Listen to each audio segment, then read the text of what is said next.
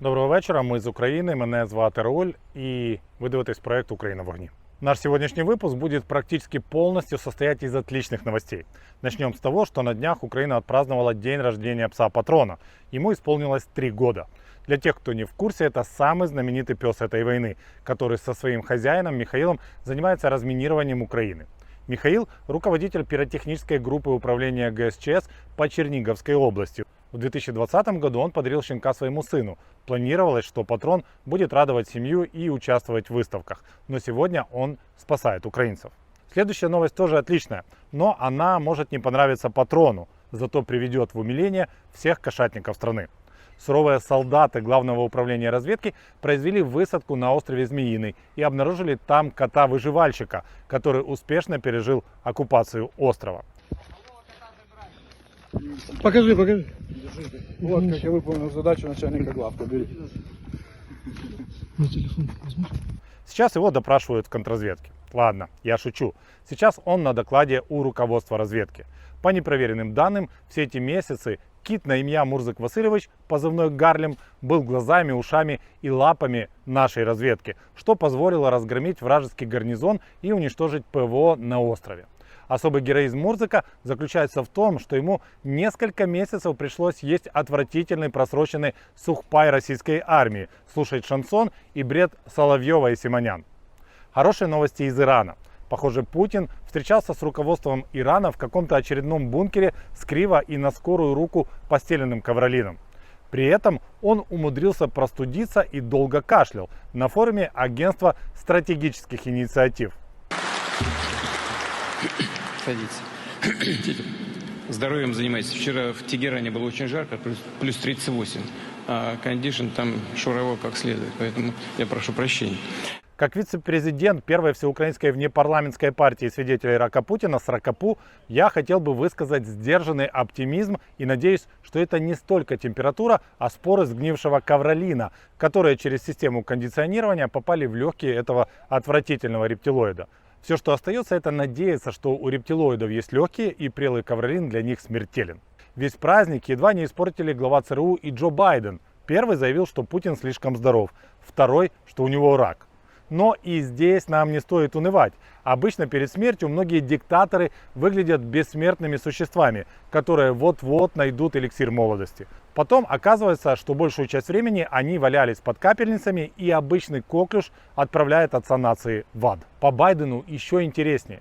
На одном из выступлений он заявил, что у него действительно рак, но потом пресс-служба уточнила, что был рак, меланома, и она успешно прооперирована, и все происходило еще до вступления на пост президента. Тем не менее, я уверен, что скоро у нас появится партия побратим США с названием «Свидетель рака Байдена», то есть с Ракабай. От себя добавлю, я думаю, что Джо таки переживет Владимира. Из украинского парламента тоже хорошие новости. Николай Тищенко, он же Николас Митбол, он же Николя Коклет, отстранен от руководства Закарпатской ячейкой «Слуги народа». Зная, как осуществляется руководство партии, очевидно, что решение принималось на самом верху, и без навета депутата Безуглой не обошлось. Ее предсказание проклятия о падении Николая начинает сбываться, потому что никогда и ни при каких обстоятельствах не спорьте и не пререкайтесь с украинскими бабами, простите, женщинами.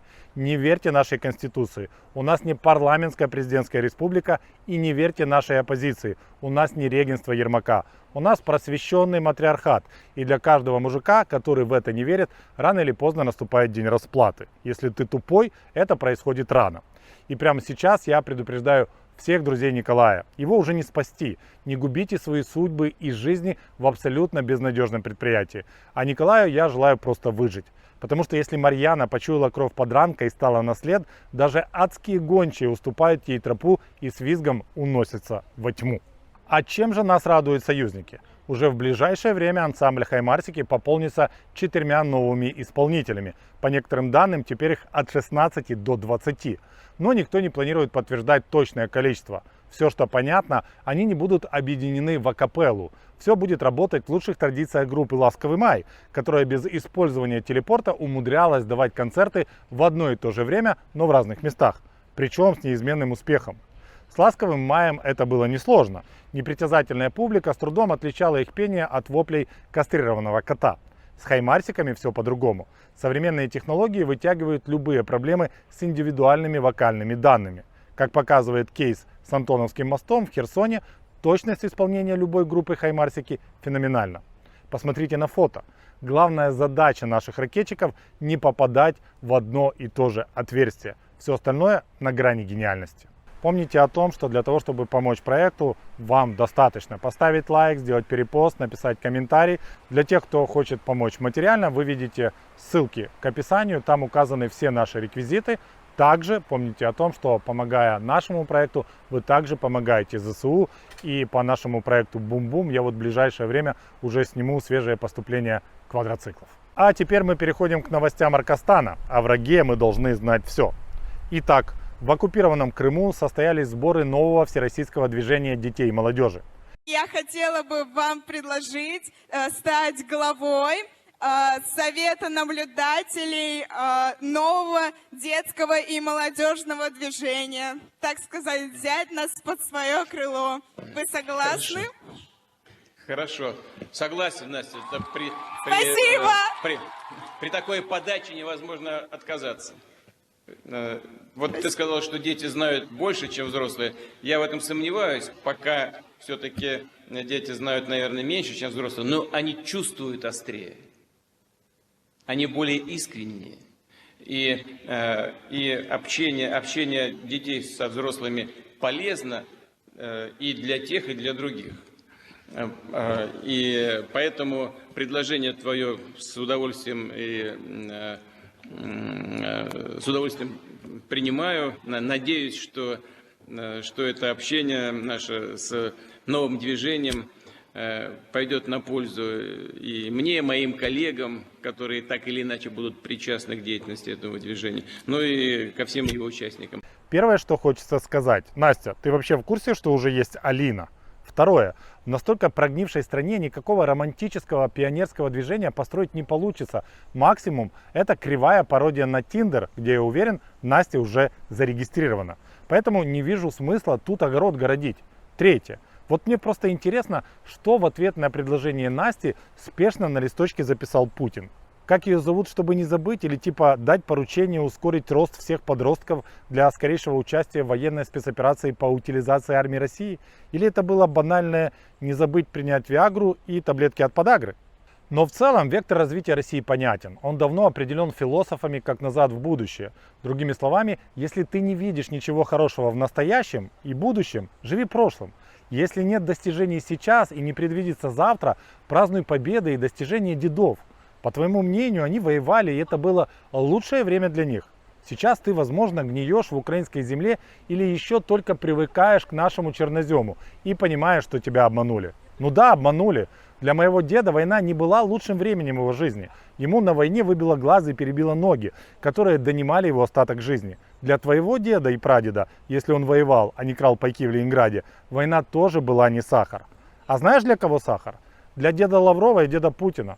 Они оба не воевали, живут в дворцах, тягают Алины Насть по будуарам, а тебя по лазаретам, и тебе оторвало ноги. А за оторванные ноги даже белую ладу не дадут. Вот если бы тебе голову оторвало, другое дело, но ты не фартовый.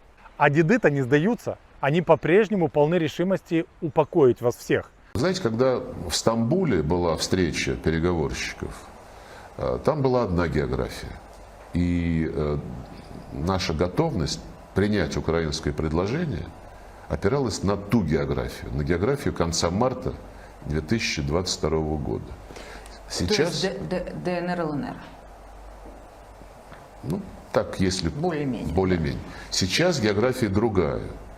Это далеко не только ДНР, ЛНР, это еще и Херсонская область, Запорожская область и ряд других территорий. И этот процесс продолжается. Причем продолжается последовательно и настойчиво. По мере того, как Запад вот в такой, я бы сказал, в бессильной злобе, что ли, или в желании максимально усугубить ситуацию, накачивают Украину все более дальнобойным оружием, эти хаймарсы вроде там уже Резников или кто-то у них хвалится, что уже 300-километровые боеприпасы они получили, ну, значит, задачи географические будут отодвигаться от нынешней линии еще дальше. Потому что мы не можем допустить, чтобы на той части Украины, которую будет контролировать Зеленский там, или кто его заменит, находилось оружие, которое будет представлять прямую угрозу нашей территории. И территории тех республик, которые объявили о своей независимости, и тех, которые хотят свое будущее определить самостоятельно. Здесь важно понимать, что весь этот спич Лаврова рассчитан в основном на симонян и упоротых зрителей телеканала «Звезда» и Russia Today. Каждый украинец знает, империя хочет захватить всю Украину и каждого украинца. Империя придумала Новороссию и Малороссию. Империя никогда не простит нам историю Руси и никогда не признается, что украла не только древние названия этих земель, но язык и веру. Киев основал Москву, Киев – столица православия. Я уже говорил, это русские говорят на ломаном украинском, а не украинцы на русском. Мы реально должны начать все называть своими именами. Нет никакой России и русских, есть Московия и московиты. Пришлые люди, без роду, без племени. Русь — это Киев, Чернигов, Переяславль, Выжгород, Борисполь, Луцк, Прилуки. Альфа — это Киев, а Москва никакая не Омега. И вот эти люди с монголо-татарскими лицами не имеют к нам никакого отношения. Быть монголом и татарином, кстати, не зазорно. Монголы — великие и бесстрашные воины, которые создали великую империю с прекрасным кодексом законов Яса. Если бы московиты не врали себе веками и чтили Ясу, мы могли бы мирно жить до сих пор. Но Чингис, Батый и Субедей не смогли уберечь свое наследие, и горы родили мышей. А что касается спича Лаврова, он там чешет про хаймарсы и что теперь нужно двигать границы, чтобы обезопасить российские земли от ракетных ударов. Но ведь это же надо быть полным кретином, чтобы нести такую ересь. Независимо от положения границ, хаймарсы бьют на расстоянии от 70 до 300 километров. И это я уже не вспоминаю про нашу авиацию, которая как бы при хорошей погоде может сократить количество башен Кремля до одной. Поэтому Россия хочет уничтожить каждого из нас и захватить всю нашу землю. Но они отсосут лапу небритого медведя, потому что даже медведи у них уже в полном обалдении от того, как Россия-матушка заботится не только о флоре в лице солдат, но и фауне в лице белых медведей. На Медни один из них вышел к людям, потому что в пасти застряла банка со сгущенкой. ЧП случилось в исконно русском поселке Диксон Красноярского края. Не думайте, что раз Диксон, то это сразу снегоходы, красивые модульные домики метеостанций и холеные ученые-климатологи с 3-м размером груди и швейцарским загаром. Кроме пусковых шахт, ядерных ракет и эндемиков-алкоголиков, там давно ничего нет. А последнего медведя давно взорвали смекалистые вахтовики. Ну ладно, медведя реально взорвали, но дело было в Якутии. Там с климатологами и современными ветеринарными станциями та же самая ситуация, что и в поселке Диксон, кстати. Величия хватило только на вахтовиков-дебилов и ракеты «Искандер». Дальше я цитирую. О происшествии сообщила глава Росприроднадзора Светлана Родионова. Надо спасать краснокнижное животное, которое находится на грани смерти. Срочно собираем заседание рабочей группы, написала она в своем телеграм-канале, выложив фотографии. По ее словам, уже в среду на помощь медведю вылетят ветеринары из Москвы. Чтобы удалить банку, животное придется обездвижить, на что мы незамедлительно выдаем разрешение. Сделаем все возможное, чтобы спасти медведя.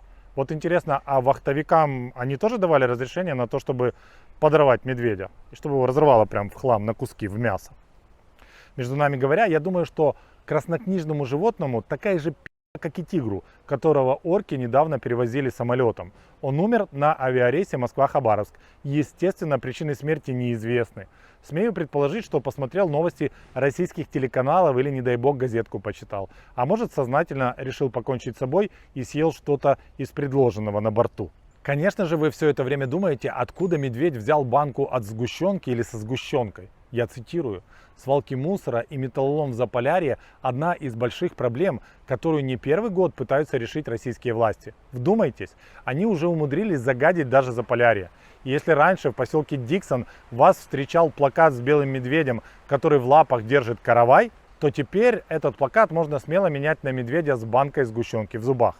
Вы же понимаете, что я бы не додумался бы до медведя с караваем. Просто в хорошем рассказе персонажи оживают и сами пишут свою историю. И мне искренне жаль как медведя со сгущенкой, так и медведя с караваем, потому что нарисован он крайне херово. При этом Мария Захарова, моя любимица из МИД России, которая периодически затмевает даже унылую лошадь Лаврова, заявила, что угрозы США укрепляют решимость России идти намеченным курсом. Маша, послушай, у меня есть четкое понимание, что США, когда смотрит на ваш курс, аплодирует стоя, а Китай уже достал палочки для обеда. И знаете что? На 5-й месяц войны меня утомили камлания россиян про великую русскую культуру. Особенно в исполнении Симонян, которая к этой культуре не имеет никакого отношения. А если говорить про балет, то только если вспоминать про корову в балетной пачке. Тем не менее. Мы еще о Западе будем думать. О Лондоне мы будем думать, где сегодня или вчера объявили, что в ведущей танцевальной школе Великобритании они теперь не будут преподавать балет. Белый. А что они там будут преподавать, Всему если в белое ведущей искусство. танцевальной школе они не будут преподавать балет? Тверк они будут там преподавать? Или как это называют, когда попой вот так вот туда-сюда? Гопак, тверк, да, примерно одно и то же. Еще мне очень нравится их хихиканье про гопак. Так я бы хотел сообщить, а Соловьев, который декларирует свою причастность к боевым искусствам, подтвердить, что если у тебя нет 2-3 дана по карате, а лучше по тайквондо и капоэйре, то гопак ты не станцуешь. Балет тоже круто, не спорю. Но какое отношение, я еще раз повторю, к русской культуре и искусству имеют эти вот господа? Скажу больше, очень часто даже люди, отмеченные печатью гениальности в искусстве, реальные твари в быту, с весьма сомнительной моралью и этикой. Относительно балета, давайте я скажу правду. В России его любит, ценит и понимает исчезающая малая группа людей, которых можно смело называть маргинальной элитой. Все остальные ближе к настоящему народному патриотическому искусству имени Маргариты Симонян.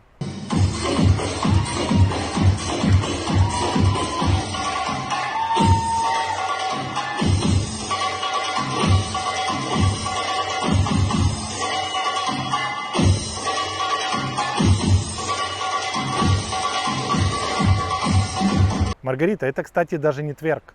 А вот то, что вы там устраиваете с мозгами россиян, вот то настоящий тверк, причем головой. И, разумеется, этот выпуск мы закончим жизнеутверждающе. Всепроникающая российская пропаганда не оставляет своих пациентов даже на пляжах. И хорошего настроения. В эти летние мирные дни мы помним о солдатах и офицерах, которые, не жалея себя, выполняют боевые задачи нашей великой Родины. Друзья, давайте морально поддержим наших защитников. Пусть знают, что мы их очень ждем. Ждем с победой. Ждем живыми и здоровыми.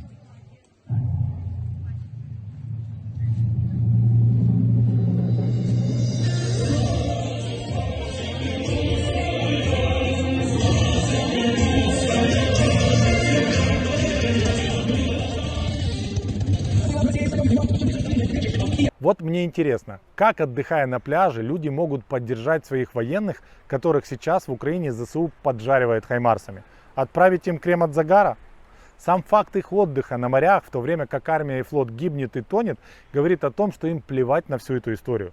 Главный вопрос, почем сегодня будет пахлава медовая и кукуруза сахарная?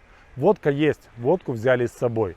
Сейчас под Газманова Тагил разогреется, и будет вам и балет, и мир, и война, и дядя Ваня с тетей Раей. Впрочем, мир все равно спасет любов. На цьому все. Ви дивилися проект «Україна в вогні». Пам'ятайте про те, що Російську Федерацію буде зруйновано. Слава Україні!